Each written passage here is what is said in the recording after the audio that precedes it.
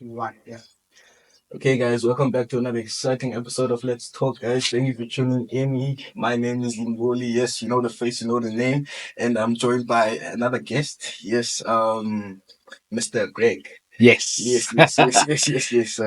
Okay, let me tell you about Mr. Greg. So, like, he facilitates all initiatives related to the fast-growing Unashamedly Yeah. Ethical youth campaign, and he also completed his theological degree at the Global University of Theology in 2013 and went on being a youth pastor for 5 years. He worked in schools for 6 years.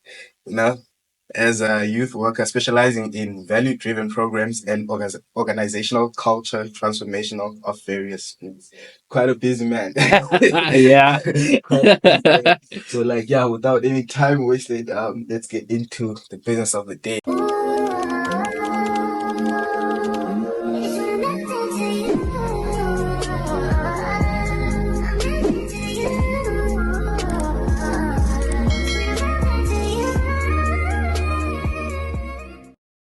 So, like, yeah, just some background information.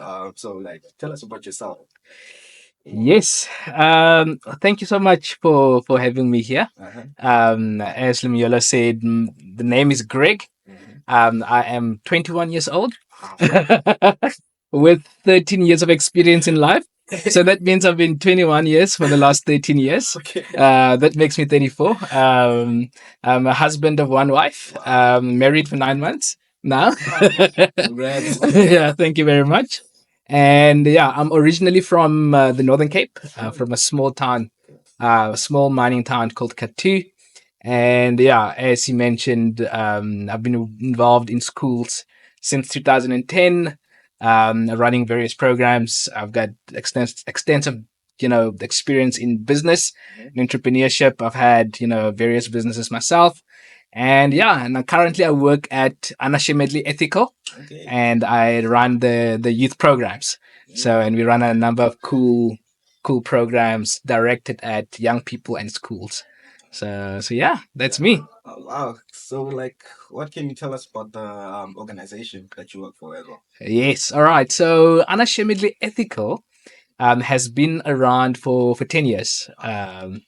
And the reason why Unashamedly Ethical was started was because of the problem of corruption that we have in Africa, and across the world.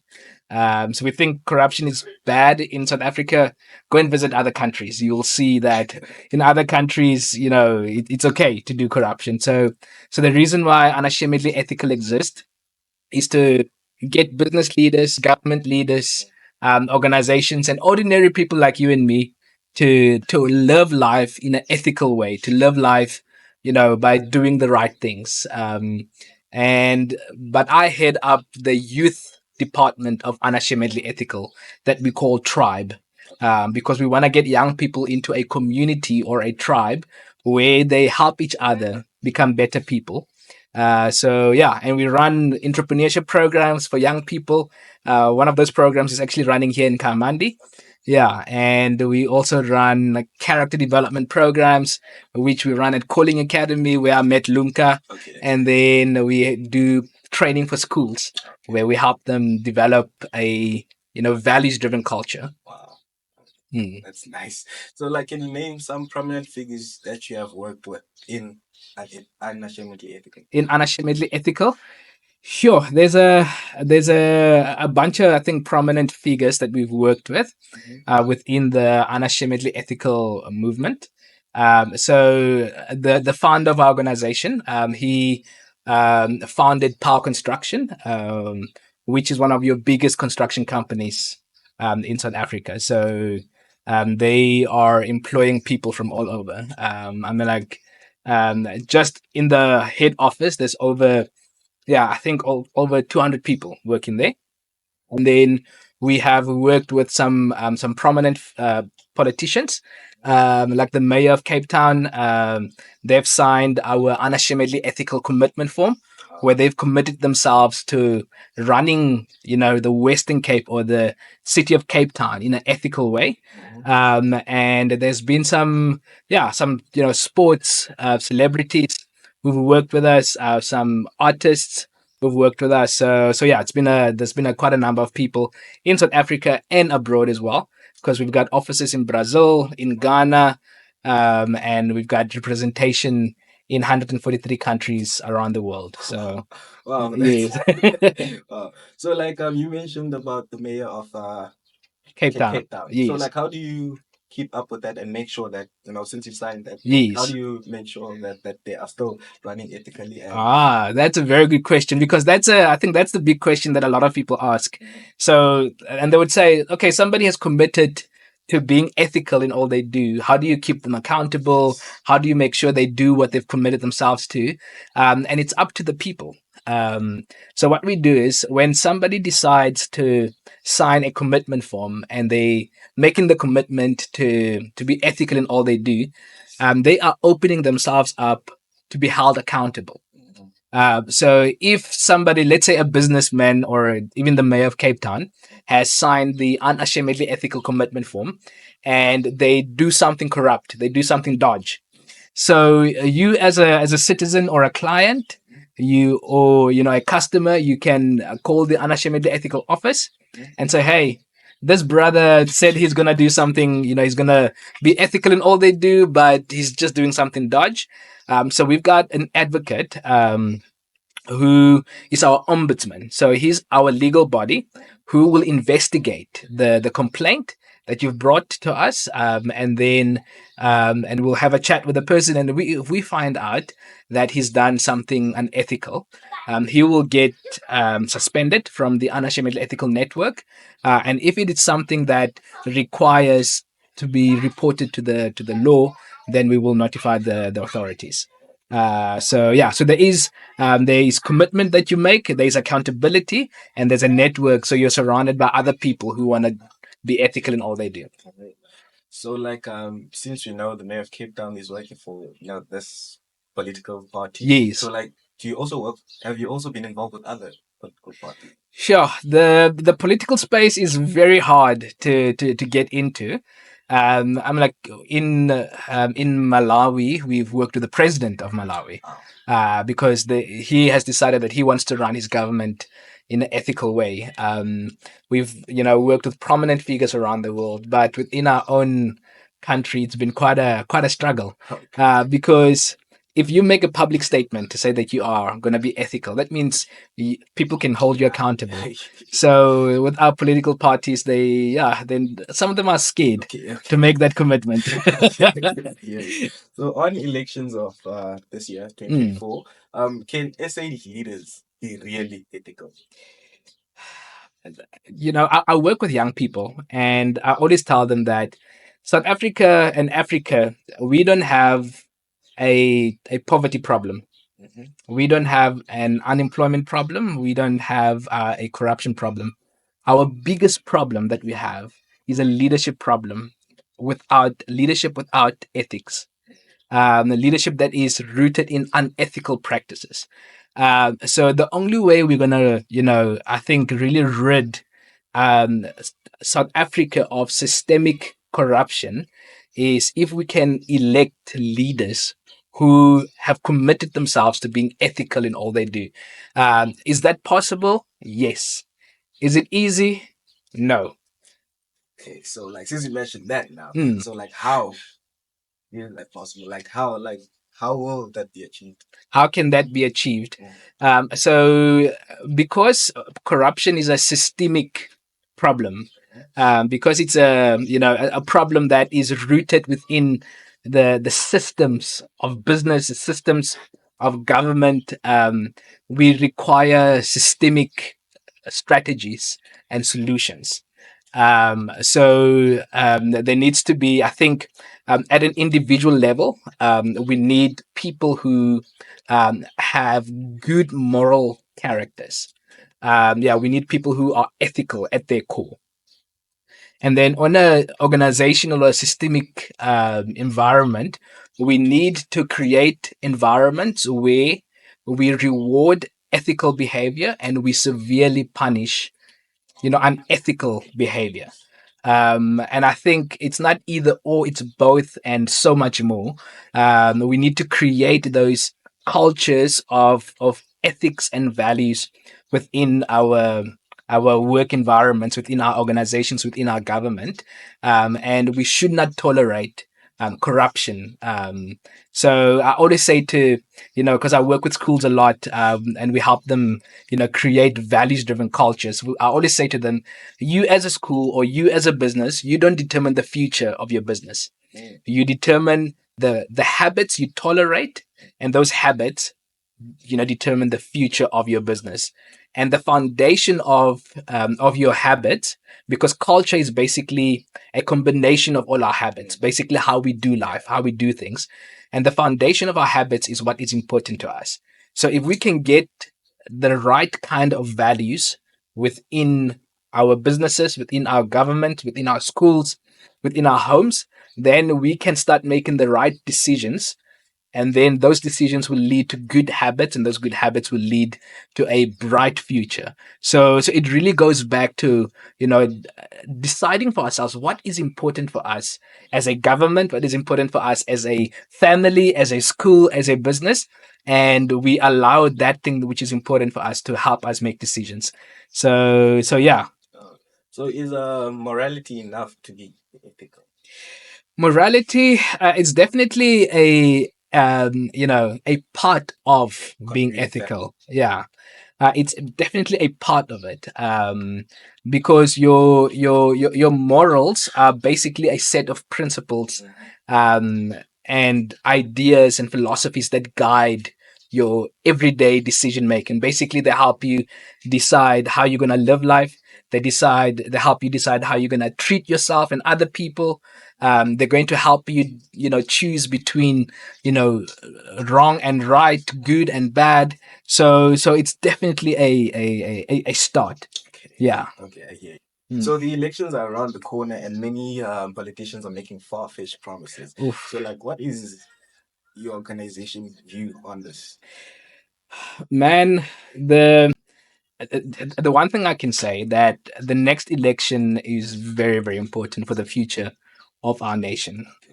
And I want to encourage young people to vote, because young people, I think we hold 30% of the voting power for the next coming election.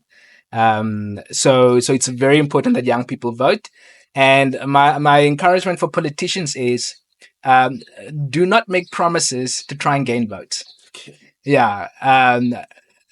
Look at the broader context of our nation as South Africa. See where are the needs, and and yeah, put a plan in place to systematically, on a small scale, start addressing those issues. Don't make elaborate promises which you're not going to keep, and then 4 years from now we'll be stuck at the same place.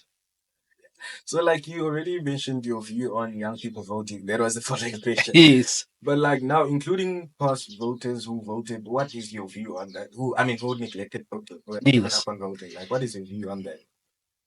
There's a quote by Desmond Tutu, the late Desmond Tutu, where he said, where there is, let's say, injustice happening in communities, and he said, if you remain silent in the face of injustice, you have taken the side of the oppressor.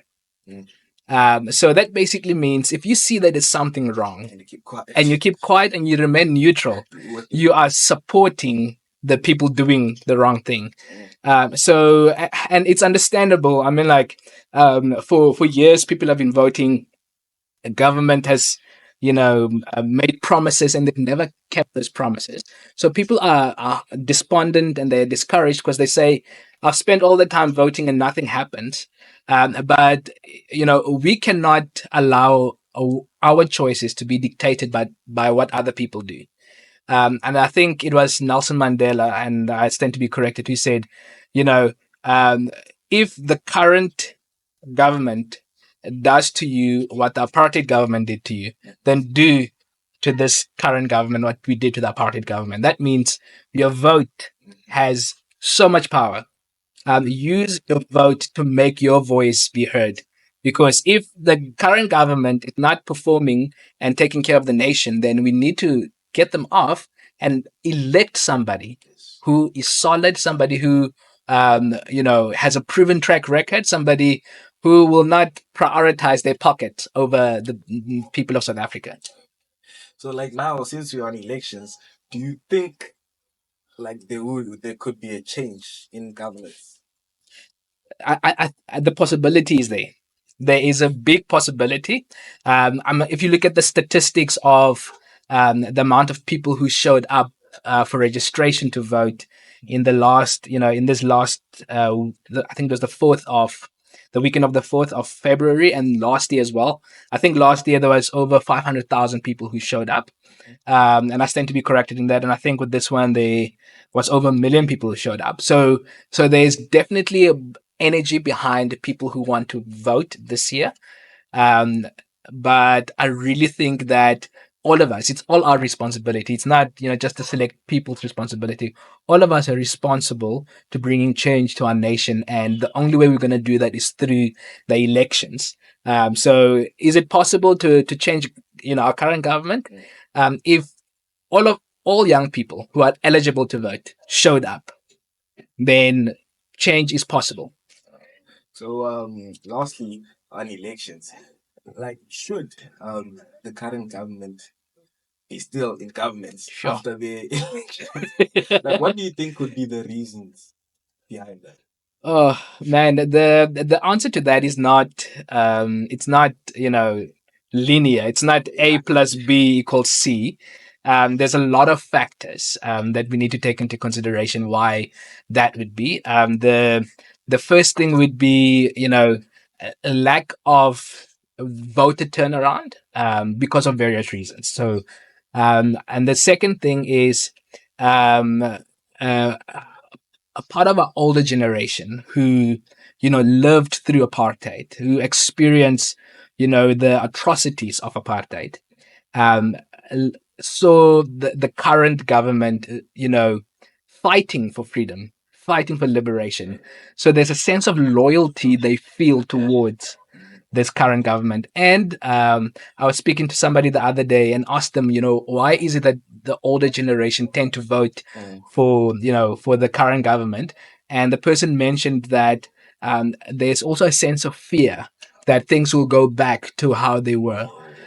So that's why I say the answer to that is multifaceted as to why the current government will still be in power, in spite of the evidence that they are basically, ruining, the country at the moment.